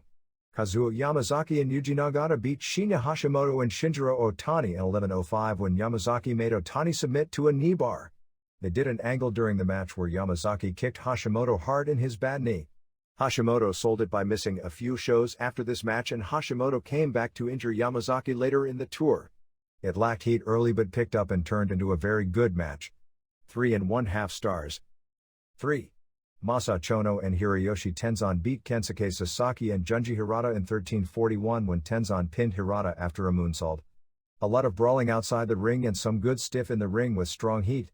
Hiro Saito interfered and kept Sasaki occupied while Chono and Tenzan double power bombed Hirata. 3.5 stars. 4. Jushin Liger pinned Norio Onaga in a junior tournament match in 11:29 with a palm blow out of nowhere. It was good, although nowhere close to the level you'd expect for Liger in a tournament match. Onaga held a figure 4 for at least a minute before Liger made it to the ropes. Onaga also held a lengthy stomach claw midway through the match. Needless to say, Onaga is nothing close to what he once was. When Liger got up, he hit the finishing move and got the pin. It was too bad this match aired instead of Pegasus vs. Samurai, which was on the same show. They aired clips of that match and it looked great. 3 stars. June 8, New Japan. 1. Tatsuhito Takaiwa pinned El Samurai with a mountain bomb similar to a fisherman's suplex, off the top rope, and a major upset. Only the finish aired, but it looked real good. 2. Otani pinned Black Tiger in 15:20 with a tiger suplex. Otani sold the submissions perfectly. About the only negative is that 1 point Tiger rammed Otani's knee into the post twice, crotched him and hit his knee with a chair twice, and Otani came right back way too fast, although he did continue to sell the knee for the remainder of the match. Lots of cross-up spots from previous matches, and all the good near falls at the end. They didn't do as many wild moves as usual, but the execution was excellent, and with the one exception, the psychology was there. 4 stars. 3. Chono and Tenzan beat Akitoshi Saito and Kengo Kimura in 12:29 when Tenzan pinned Saito with a headbutt off the top. Kimura was one of the most consistent workers in the world in the mid-80s, but that was eons ago in wrestling terms and hasn't shown a thing in a long time. Saito had a few nice suplexes, but that was about it. 1.25 stars. 4. Kojima pinned Michiyoshi Ohara in 10:32 with a German suplex in a match to determine who would face Hashimoto for the IWGP title. For a match with that much at stake, there was little heat. The fans didn't seem to take either of them as serious contenders. It wasn't a good match either, so that didn't help. 1 star. 5. Hashimoto and Hirata and Nishimura beat Yamazaki and Takashi Iizuka and Nagata in 10:36 when Hirata pinned Nagata with a machine suplex. The match continued the focus on the Hashimoto-Yamazaki feud. It was great with a lot of heat when the two were against each other. It appeared the other guys were making sure not to steal any focus away from the important issue. 3.25 stars. EMLL. Not much news other than the June 21st Arena Mexico show was headlined by Rayo de Jalisco Jr. and Atlantis and Mascara Sagrada vs. Connect and Emilio Charles Jr. and Dr. Wagner Jr. and Hector Garza and Dandy and Silver King vs. Felino and Negro Casas and El Satanico. EMLL is holding a benefit show on July 31st with the proceeds going to benefit former ring announcer Vitorino's family. Grand Marcus Jr. turned babyface. AAA. The final Triple Mania has been moved from June 29th in Naucalpan to July 15th in Madero, with the lineup being changed on that show probably to Conan vs. Pierroth Jr. on top in a dog collar match, which in Mexico is being billed as a bull terrier match. The 8-man cage match steps have been changed in that only the final man losing at the end will unmask, rather than the entire 4-man team. The lineups for both July 12th in Phoenix and July 13th at the Grand Olympic Auditorium in Los Angeles are Conan and Perro Aguayo and Octagon vs. Killer and Cien Caras and Pierroth Jr., Rey Mysterio Jr. vs. Psicosis, La Parca and Super Calo and Mascara Sagrada vs. Jerry Estrada and Heavy Metal and Juventud Guerrera, Tinieblas Jr. and Mascara Sagrada Jr. and Blue Demon Jr. vs. Cibernetico, Damien and Halloween, and the opener has La Sirenita and Lady Victoria vs. Natasha, Barbara Blaze, and Shitara. Conan's first match back wrestling in Tijuana on June 21 drew 3,700 fans as he defended his U.S. title along with IWAS and AAA titles, beating Pierroth Jr. in a very heated good match. Damien regained the IWAS light heavyweight title, beating Sagrada Jr. using a cane for the finish in a lumberjack strap match, which was said to be the only other really good match on the show. The tournament to create the Baja California light heavyweight title wound up with Halloween beating El Hijo del Enfermero in a bad match. After the match, Thunderbird, who legitimately was not allowed in the tournament by the commission because he was under the weight for the light heavyweight division, they put him on a scale and wouldn't let him in the tournament because he was too light, challenged Halloween, and they had an impromptu match which Thunderbird won, but the commission refused to allow him to win the title. They'll do a title challenge down the line and build to a mask match, presumably either having Thunderbird gorge himself with food to make weight or when the commission sees fit to not weigh him. Angel Mensahero was also scheduled for the tournament, but he no-showed since he's wanted by the police in Mexicali after allegedly being involved in a stabbing. Return to Tijuana is scheduled for July 14th with a major card with all the stars, except Heavy Metal, who is suspended, since they'll be doing this show on the way from Los Angeles to Madero. The last EMLL show in Tijuana on June 14th with Santo vs. Felino for the national middleweight title on top drew about 600. EMLL is heavily criticizing this group for doing the lumberjack strap matches, and no doubt will as well for dog collar matches, saying things like that take pro wrestling to new lows. AAA counters that the rest of the world is doing things like this and EMLL doesn't want wrestling to change. Actually, in the media, the biggest controversy continues to be about the Mascara Sagrada name, with EMLL having the original and Pena, who came up with the gimmick, bringing in a new wrestler and having him use the name. The Champion of Champions Four Corners match from the Orizaba Triple Mania aired on television this past weekend in Mexico, which means it'll be on Galavision this coming weekend, and was said to be 4.25 stars. The other matches from Triple Mania on the weekend TV were the Juniors vs. Payasos and Caras, which ended with Tinieblas Jr. fouling Caras, then faking as if he'd been fouled, and Ref Pepe Casas called for the DQ on Caras, which was said to have been a good brawl, and the lumberjack strap match with Parca and Octagon and Sagrada vs. Killer and Cien Caras and Heavy Metal, which was really wild. The lumberjacks outside the ring went crazy with the straps. Janet continually interfered. Lady Victoria came out and was hit with a chair and carried out. Parca put Halloween through a table. Conan power bombed Janet on a chair. New Japan. Hayabusa was at the Skydiving J Show on June 17th to build up what may be a jump to New Japan. They opened the new tour on June 23rd at Korakuen Hall. This tour, up until the final 2 days, is being built around Hawk and Animal and Power, Kensuke Sasaki, Warrior working six-mans in all the various cities. In the mid-80s, the Road Warriors were huge attractions in Japan and the Hellraisers were a push tag team while Animal was out. With the exception of the Tokyo Dome show, the three had never worked together, and it has been 6 years since the Road Warriors actually did a tour of various cities in Japan. TV taping on June 24th in Saratopia, Toki, Shinya Hashimoto's hometown, as Warriors vs. Keiji Muto and Riki Choshu and Satoshi Kojima plus Masa Chono and Hiroyoshi Tenzan and Hiro Saito vs. Hashimoto and Junji Hirata and Jushin Liger. July 2nd, TV and Hachinohe has Kojima and Hirata and Hashimoto vs. Warriors, Muto and Chashu vs. Shiro Koshinaka and Michiyoshi Ohara and Saito and Chono and Tenzan vs. Kazuo Yamazaki and Takashi Iizuka and Yuji Nagata. The major shows on the tour are July 16th and July 17th, both at the Sapporo Nakajima Sports Center. The July 16th show has Chashu and Hashimoto vs. Tatsumi Fujinami and Koshinaka, Yamazaki and Iizuka defending the IWGP Tag titles against Chono and Tenzan, Sting and Muto vs. Hawk and Animal, Ric Flair vs. Randy Savage and Giant vs. Power Warrior for WCW title. July 17th has Savage vs. Liger, Fujinami and Koshinaka and Akira Nagami vs. Chono and Tenzan and Hiro Saito, Warriors vs. Kojima and Muto and Chashu, Giant vs. Sting and Hashimoto defending IWGP title against Flair. After that show, the next big event will be the G1 tournament on August 2nd through August 6th at Sumo Hall. The heavyweight tournament will consist of 2 round-robin tournaments with each group's winner facing in the finals on August 6th. A block is Chashu, Hashimoto, Sasaki, Tenzan, and Hirata. B block is Muto, Chono, Yamazaki, Koshinaka, and Kojima. There will also be a tournament to determine the unified junior heavyweight champion with all the various lighter weight champions in Japan participating. Dan Severn debuts with New Japan on that run as well. June 3rd, TV did a 2.8 rating while June 10th did a 1.9. All Japan on June 16th for the Misawa and Akiyama vs. Williams and Ace match did a 1.8. Other Japan notes. Ken Shamrock suffered a serious left knee injury on June 18th and had to cancel his June 25th match against Masakatsu Funaki. Shamrock sent Vernon White in his place. Shamrock did go to Japan as a symbol of good faith and was on crutches. Don Frye did pull out of the July 7th Satoru Sayama Valley Tudo show where he was scheduled against Doug Murphy because it was 5 days before the UFC pay-per-view show where he's considered the biggest star on the show. Surprisingly, Dan Severn will go to Japan as his replacement against Doug Murphy, who is a fighter out of Matt Hume's stable. It's surprising to see Severn go to Japan and work for someone other than New Japan, particularly because if he should happen to lose, and granted he's got to be the heavy favorite although Valley Tudo has different rules than UFC, it would kill much of what New Japan is bringing him in for. I don't know that it's worth the risk.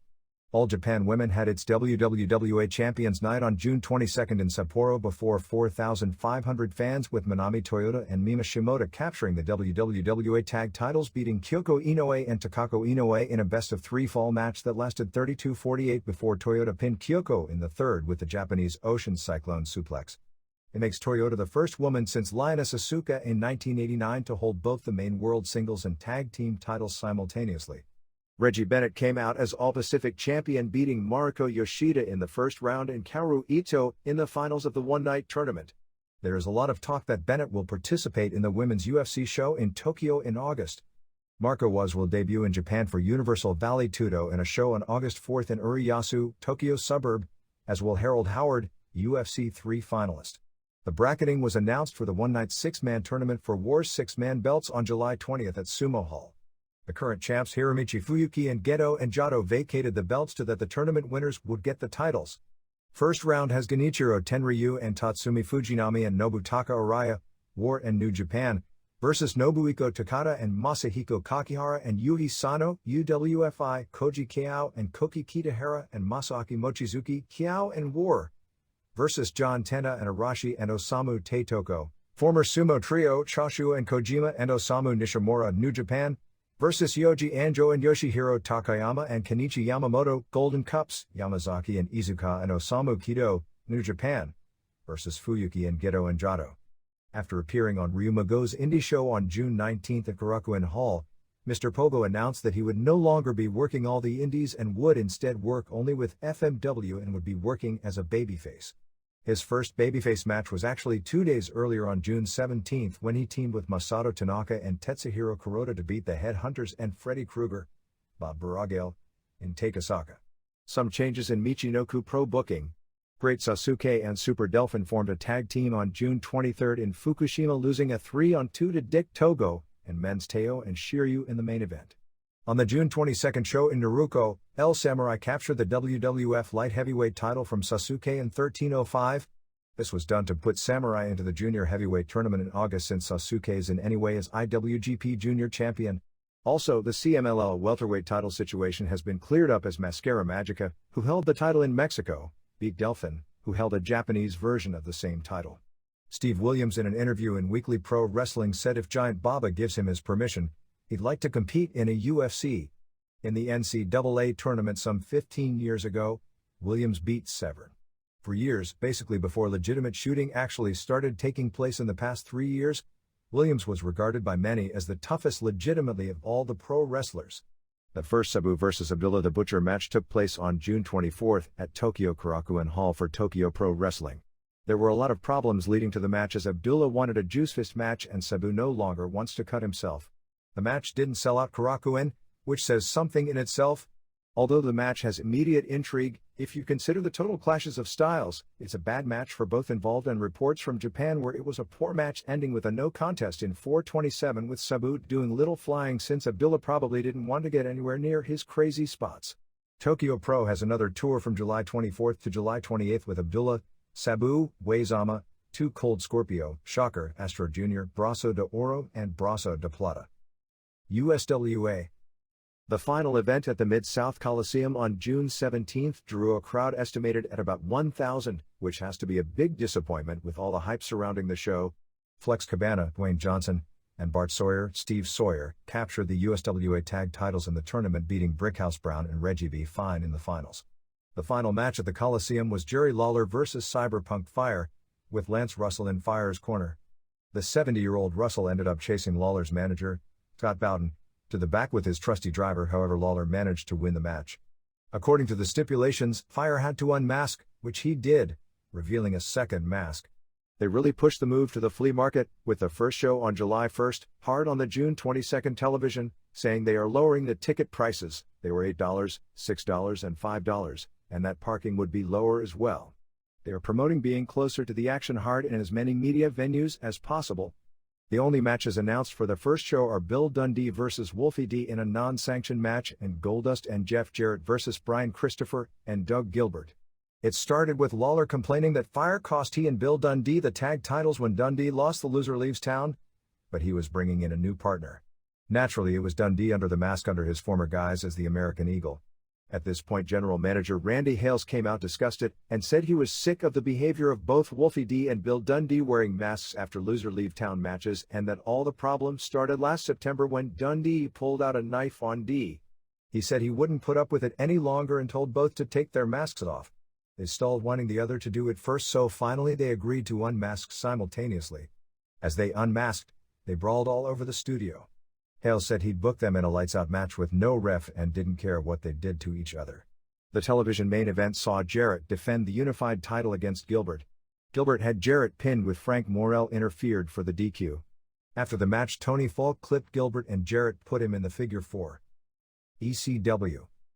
The next ECW Arena show will be on July 13 called Heatwave 96 with 2 gimmick matches on top.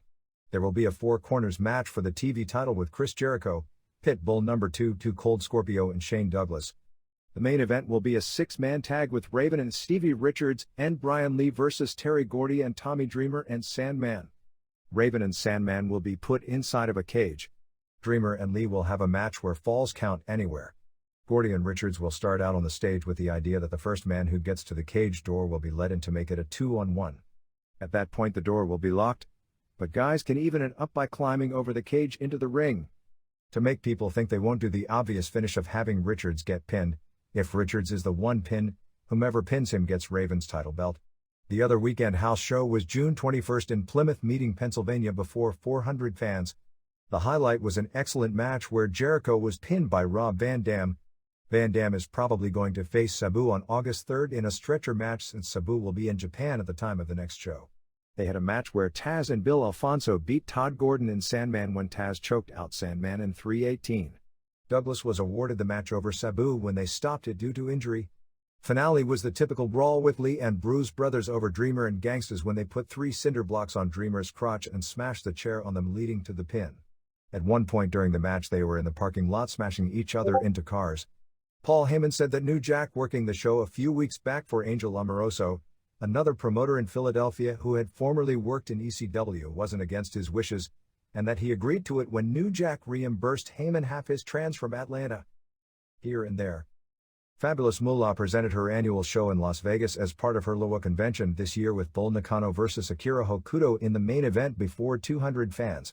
The two did a basic very good match but short of a classic. After the match, both said that they would like to wrestle more in the United States because their careers in Japan are basically over. Moolah and Johnny Mae Young, and I don't even want to estimate their ages nowadays, worked a tag match in the semifinal against Liz Chase and Lori Lynn. Pat Patterson attended the show and convention, as did Tiger Conway Jr. and Sr. T.C. Martin ran a show on June 15 in Las Vegas headlined by a triangle match with Sabu, and Virgil, which Sabu won, which drew $470 paid and $6,949. Former and current wrestlers such as Billy Graham, Ernie Ladd, Jake Roberts, Ted DiBiase and Billy Anderson are doing an Athletes in Ministry deal this coming weekend in Scottsdale, Arizona. Here's the latest on the AWA revival. Dale Gagner first listed a show on August 10 in Rochester, Minnesota as part of the AWA, saying that Ken Patera, Kenny J, Buck Zumhofe, Nick Bockwinkel, Sheik Adnan Kassi, Johnny Valiant and Vern Gagne would be there. Gagne, after being contacted by local media, said he had no knowledge of any such show, that he wasn't involved in the show and had no intention of being back in wrestling. Gagner, who claims in a press release to be the nephew of Vern, said that Vern's name will be removed from all publicity material and that the group would now be called the New AWA. Century Wrestling Alliance held a TV taping on June 22, which included Devon Storm, Jimmy Snuka, Kevin Sullivan, Hugh Morris, and Public Enemy. Sullivan wrestled Snuka and Sullivan won after Dungeon Master threw a fireball at Snuka. Public Enemy wrestled Storm and Eric Spraxia, getting DQ'd for putting ref Scott Dickinson through a table. All Pro Wrestling will be doing a free show at their gym in Hayward, California on June 29 for a home video release with attendance limited to the first 30 people to call the office.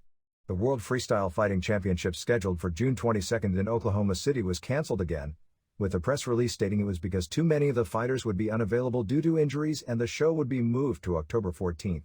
The August Penthouse, with a lengthy article on EFC, will be out next week. Johnny Swinger won a tournament to crown the champion for Cleveland All Pro Wrestling on June 16, in Cleveland, beating Bobby Blaze in the finals. The biggest names in the three-day tournament were Jimmy Valiant and Manny Fernandez. New Jack City Wrestling on June 30 in Asbury Park, New Jersey has Raven, Bam Bam Bigelow, Nikolai Volkov, Stevie Richards, Blue Meanie, Dudley's, Mikey Whipwreck and Ubas on the show. Green Mountain Wrestling on July 21 in Newport, Vermont at Municipal Building. UFC Tank Abbott and Keith Hackney are definites to return for the September pay-per-view, and they are expecting Oleg Toktarov in as well. Things are undecided regarding Ken Shamrock's future. Shamrock has requested a return match against Dan Severn. Semaphore Entertainment Group has decided to do away with the superfights at least for the rest of the year and go with straight tournaments, believing the reason for the disappointing buy rate on the last show was that there wasn't a tournament.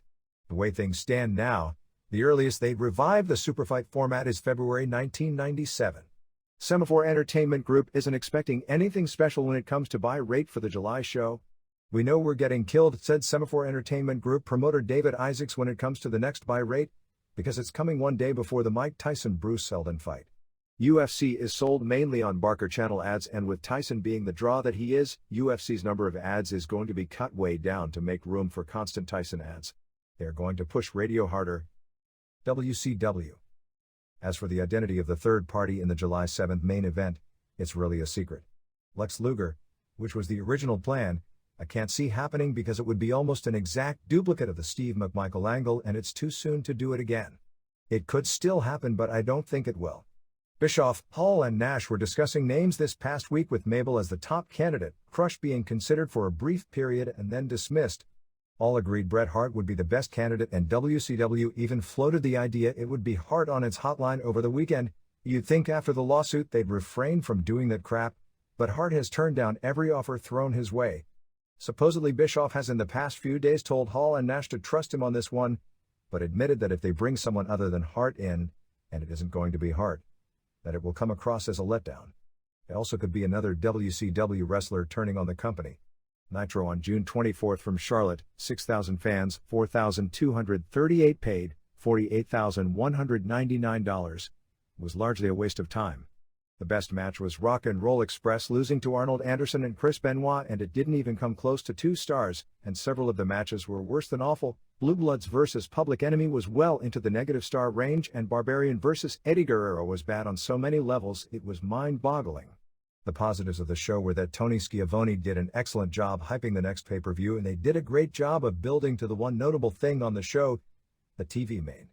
Harlem Heat won the title in a triangle match over Sting and Luger and the Steiners when Nash and Hall came out with baseball bats, and amidst the chaos, Booker T. Schoolboy Luger and he and his brother left with the belts while everyone else stared down.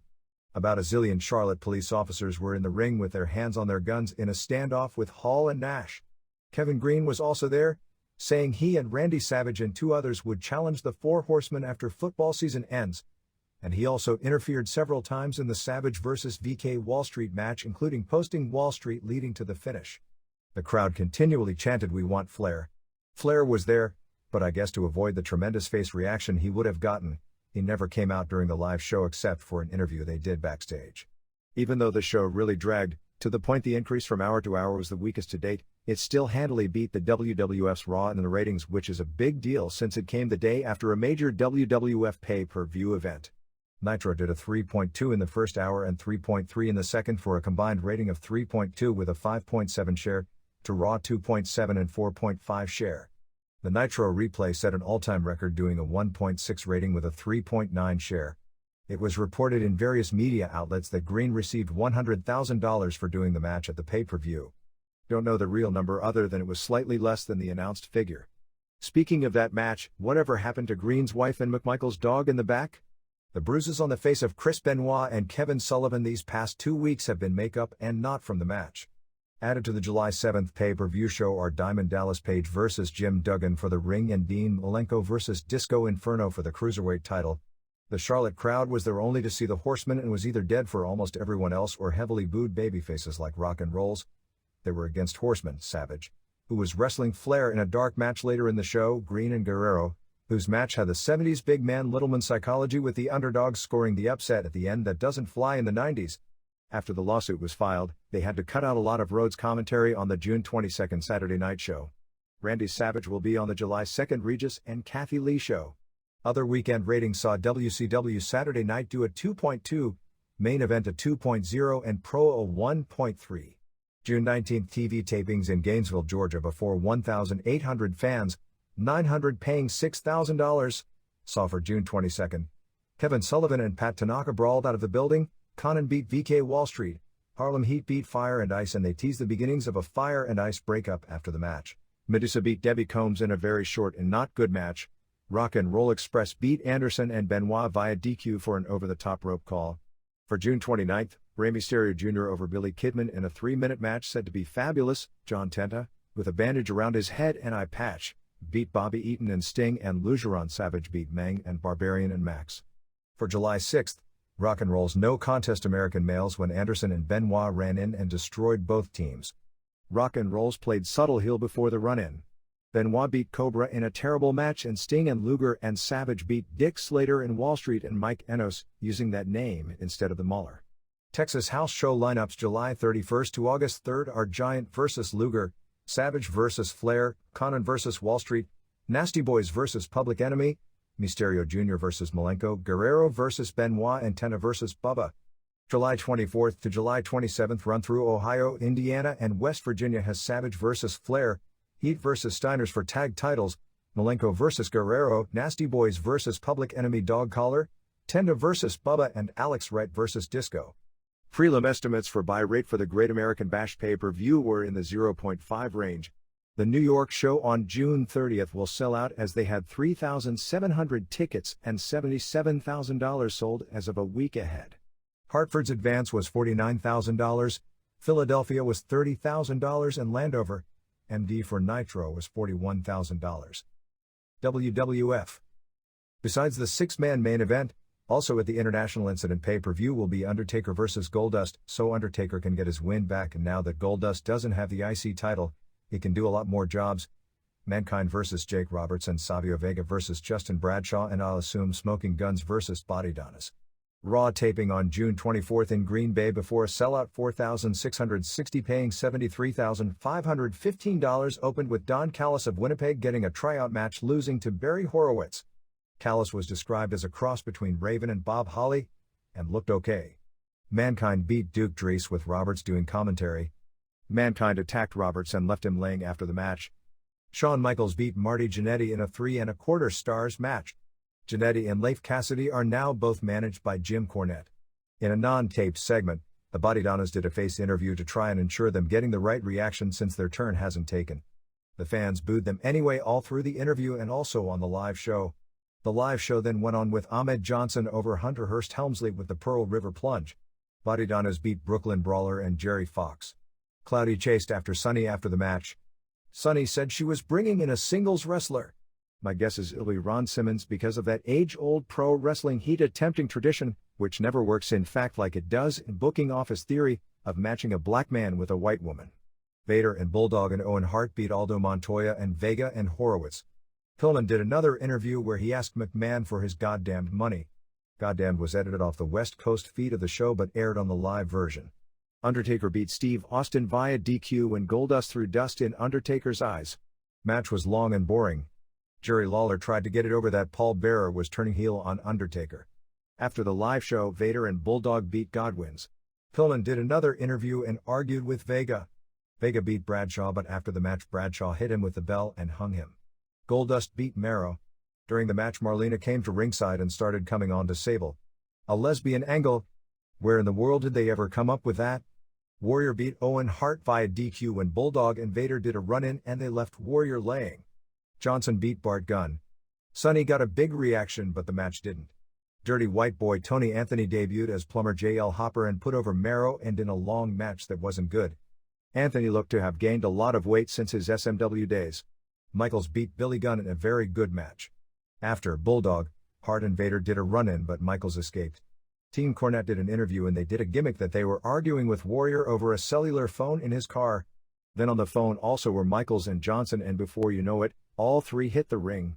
After the tapings were over, and the building was more than half empty, they went through with the main events. Warrior pinned Vader in 10 seconds, Undertaker pinned Mankind in 2 minutes and Michaels superkicked Goldust in 6 seconds. Even though it was a sellout, the crowd died early and by the time the live show rolled around, it didn't have good crowd enthusiasm. Besides, Raw Action Zone did a 1.6 and Mania a 1.2 over the weekend of June 22. Todd Pettingill was hospitalized this past week. While he was doing his morning radio show on WPLJ in New York, he had a kidney stones attack. He was in bed for the pay-per-view but did talk on the phone during the pregame show and hyped it anyway. WWF held a press conference on June 21 in Montreal to push the August 2 debut at the Molson Center. It's the regular house show, Shawn vs. Vader on top, Undertaker vs. Mankind, Warrior vs. Bulldog, Johnson vs. Goldust for IC title, Roberts vs. Lawler, Vega vs. Austin no DQ, Mero vs. Helmsley, Four Corners tag team match with Godwins, Guns, Bodydonnas and New Rockers plus Carl LeDuc vs. Bradshaw to open. The one added bout they are building the show around is a 10-round boxing match between Raymond Roju and Owen Hart, stemming from an angle on January 12 at the Old Forum. George Chuvalo, a former Canadian heavyweight champion who had a famous match about 25 years back against Muhammad Ali, will be in Hart's corner, while Raymond will have Jacques Sr. and Dino Clave, an ex-middleweight contender, in his corner. Jacques Sr. Chuvalo Paul LeDuc, father of Carl who was a name wrestler in Montreal in the 70s as the brother of the more famous Jos LeDuc, Gorilla Monsoon, Ed Cohen and Owen Hart were at the press conference. Hart was the funniest, saying that he beat up Raymond so badly at the Forum that Montreal was so embarrassed that they had to close down the building. Besides Austin, lots of recent stitching. Mero needed 9 stitches to close a busted lip at the Peoria show a few weeks back. Goldust needed 20 stitches to close a cut in North Charleston, a last set of tapings. Pillman's angle is that the international reps of WWF want to nullify his contract because they believe he'll give the WWF a negative international portrayal because of his behavior. Bill Irwin's gimmick will be called the Goon, as a hockey player. Michaels was on Chet Kopic this past week. Lineups for the July 25th to July 27th California swing at the Cow Palace. Fresno and Anaheim Pond are Michaels vs. Vader, Undertaker vs. Mankind, Warrior vs. Bulldog, Johnson vs. Goldust for IC title, Vega vs. Austin no DQ, Roberts vs. Hart, Mero vs. Helmsley and a Four Corners tag team opener with Bodydonnas, Guns, Godwins, and New Rockers. I'm not sure why, but in the initial advertising in this market, they were plugging Bret Hart as appearing, but that won't be the case. The readers' pages. Dick Murdoch. I remember growing up in Chicago in the 1970s, I had a few chances of seeing Dick Murdoch and Dusty Rhodes' team in the AWA. The crowd would chant "We want blood" while Dick the Bruiser and the Crusher pounded the Texas Outlaws to a bloody pulp. Back then I would not have guessed that I would ever meet or even travel with Murdoch, but I had the unforgettable privilege of doing that in March of 1994 with Smoky Mountain Wrestling. To say that Captain Redneck lived up to his nickname was a huge understatement. Murdoch chowed down on Hostess pies and potato chips for breakfast, slammed down Coors Lights all day and night long, and urinated anywhere he pleased. He was loud, boisterous, and profane. But he had a certain way of making you feel special, like hollering, "Goddamn bub, ain't you finished your beer yet?" And the way he could belch "Hey bub" to me made me feel extraordinary. When reminded of his 70s bloodbaths with Bruiser and Crusher, Murdoch have his perspective of it all. Before a match in Chicago, Bruiser told Murdoch that when the fans chanted "We want blood," no matter where he was or what he was doing, to give it to them. So while Bruiser and Rhodes were fighting in the ring and Murdoch was on the apron, the chants started. Even though I was by myself, he noted, they all goddamn wanted blood. I goddamn gave it to them, and he went ahead to Bruiser's dismay to give everyone blood, just like he was told. Ron Head, San Jose, California. Legends at the Odd. Before Eric Bischoff and WCW start taking credit for the great job they did in promoting the Ilio DiPaolo tribute show in Buffalo on June 7, I'd like to set a few things straight about who is responsible for the record-setting gate. I've lived in Buffalo for about 6 years. You can't live in this city for any amount of time without hearing the name Ilio DiPaolo. Few sports celebrities have reputations that grow after they retire. Through his restaurant and extensive charity work in the community, Ilio touched a generation of people who never saw him fight the likes of Nanjo Singh or Fred Atkins. He remained a legend in Buffalo and is the main reason that 14,852 people were at the Odd for the card. While I'm sure WCW could have drawn a decent crowd on its own, they could have never done anything like this. All the local television ads pushed the Legends portion of the show almost exclusively. Thousands of tickets were sold before any of the WCW matches were even announced. Dick Bayer was all over the media, appearing on several local TV shows and the alternative rock radio station. Ilio's family and all those involved in putting this show together should be commended for the wonderful job they did. My biggest fear is that WCW will use their success here to further push their "Where the Big Boys Play" tagline.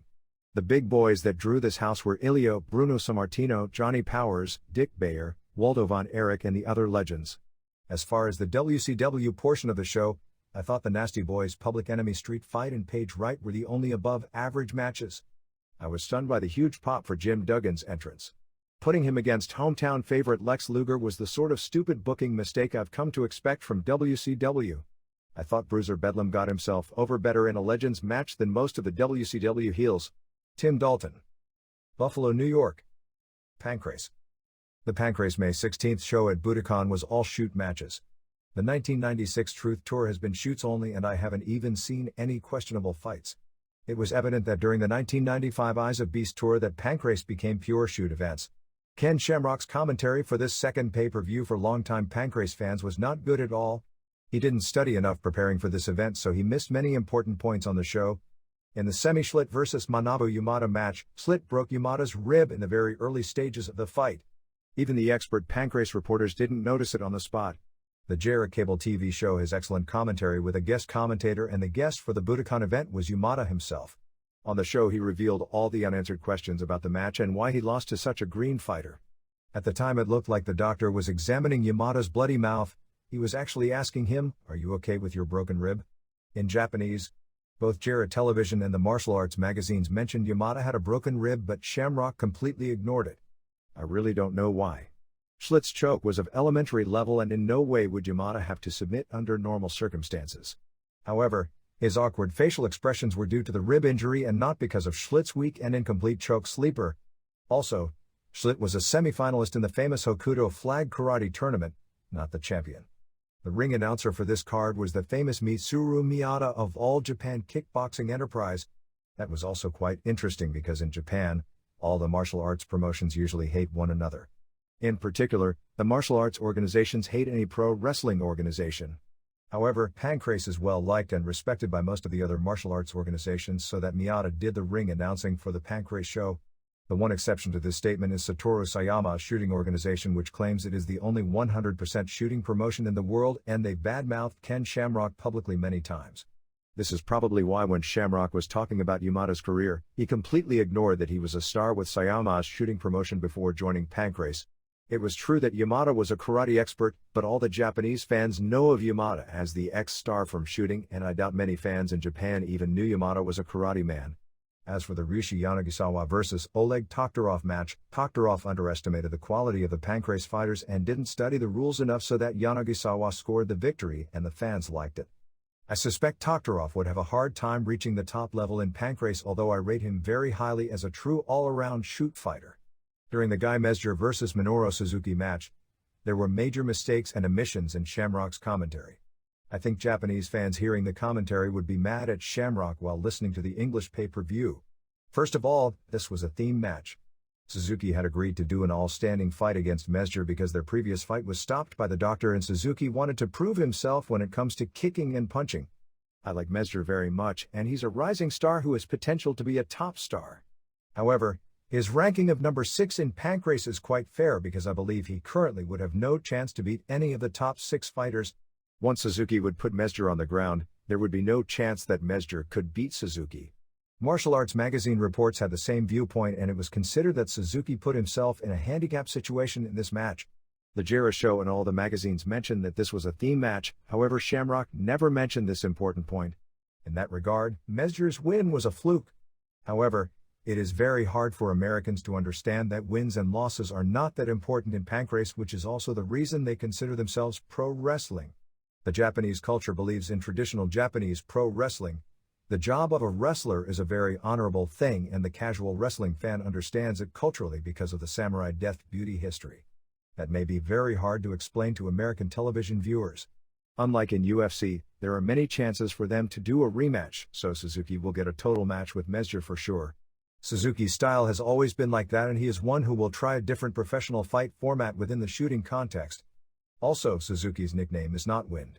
His entrance music in Japan, probably for copyright reasons the pay-per-view show aired none of the live entrance songs, is a big hit song about the wind, and the back of his ring costume reads wind in one-word Chinese character, kanji. Yoshiki Takahashi is the loose cannon of Pancrase since his matches tend to become squash shoots. Unlike Suzuki, Funaki or Fuke, it seems impossible to ask him to do any type of working or showboating in the ring. He is a bit crazy indeed. As for the main event, I talked with my wrestling friends before the May 16th match and that they all thought Boss Rutan would win once Pancrase made the important rule change that neither Funaki or Shamrock could act as a second any longer during matches. Frank was a remote-controlled robot fighter controlled by Ken when he beat many of the top fighters because of Ken's strategic advice. You could actually hear Ken's voice from ringside, and a bilingual ringside fan could enjoy the match twice as much. The same thing can be said for Yanagisawa. When he got Funaki's directions during his fight, he was a very strong fighter. Ken was not even there on May 16th, so Frank didn't know what to do and seemed lost. Nobody liked the doctor stopping the match as a final result, but there was no chance Frank could have beaten Rutan without Ken's direction. But it was still the best match on the show.